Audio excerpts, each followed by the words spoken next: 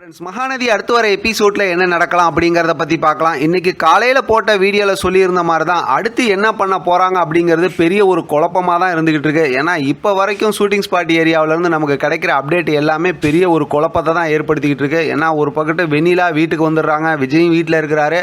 ஆனால் காவேரியை காட்டல. தாத்தா விஜய்க்கு அட்வைஸ் பண்ணிகிட்டு இருக்காங்க. அதே நேரத்தில் பார்த்தோம்னா காவேரி வேற ஒரு இடத்துல வேற ஒரு காஸ்டியூமில் இருக்கிறாங்க. இதுக்கிடையில் பார்த்தோம்னா காவேரி வந்து இருக்கும்போது அவங்களுக்கு தலையில் அடிபட்டிருக்கு. விஜய் பார்த்தா கூட இருக்கிறாரு, அதே ரெட் கலர் காரில் தான் இருக்காங்க.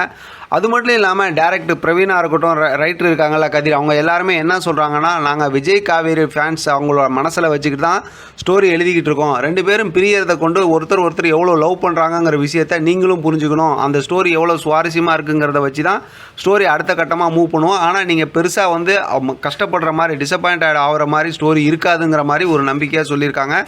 அதை வச்சு பார்க்கும்போது ரெண்டு பேரும் பிரிஞ்சு போகிறதுக்கு வாய்ப்பு ரொம்ப கம்மி அப்படிங்கிற மாதிரி யோசிக்கலாம். இதுக்கடையில் அப்படி இவங்க பிரிஞ்சு போகலன்னா வில்லன் கேரக்டர்லாம் ரொம்ப மிச்சர் கேஸ் ஆகி போயிடுமே, அவங்களுக்கு எந்த ஒரு ரோலுமே இருக்காது. ஏன்னா எல்லாருமே வந்து வீட்டுக்கு வந்திருக்கிற மாதிரிலாம் காட்டியிருக்கிறாங்க, பசுபதி வீட்டுக்கு வந்திருக்கிற மாதிரி காட்டியிருக்கிறாங்க. அதனால் அவங்க ஏதாவது கேம் பிளே பண்ணணும்ல.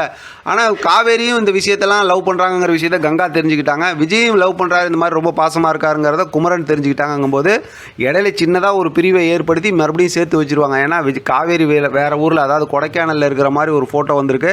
இங்கே வீட்டுக்கு பார்த்தோம்னா அஜய், அன்பரசு, அதே நேரத்தில் பசுபதி, ராகினி எல்லாரும் இருக்கிற மாதிரி, தாத்தா கிட்ட பேசுகிற மாதிரி வேறு ஒரு ஃபோட்டோ வந்திருக்குங்கும்போது ஏதோ ஒரு குளறுபடி நடக்க போகுது. அதை வந்து நம்மளை குழப்பறதுக்காக ஷூட்டிங் ஸ்பாட் ஏரியாவை மாற்றி போட்டு நம்மளை வந்து அப்படி ஒரு கன்ஃபியூஸ் பண்ணுறாங்க அப்படிங்கிற மாதிரி தான் நான் கெஸ் பண்ணுறேன். ஏன்னா இப்போ வரைக்குமே யாருமே கரெக்டாக ஒரு கெஸ் பண்ணி பேசின மாதிரி நான் ஒரு கதையை கேட்கவே இல்லை. எனக்கும் அதுக்குண்டான அப்டேட் எதுவும் கிடைக்கவே இல்லைங்கும் போது என்னோட கெஸ்ஸிங்கில் பார்க்கும்போது விஜய் காவேரியை கொஞ்சம் பிரித்து நம்மளை எமோஷனல் பிளாக்மெயில் பண்ணாமல் விட மாட்டாங்க. அதனால தான் நம்மளை கொஞ்சம் சமாதானப்படுத்துறதுக்கு இந்த மாதிரி ஒரு ஸ்டோரியை கொண்டு போகிறாங்க.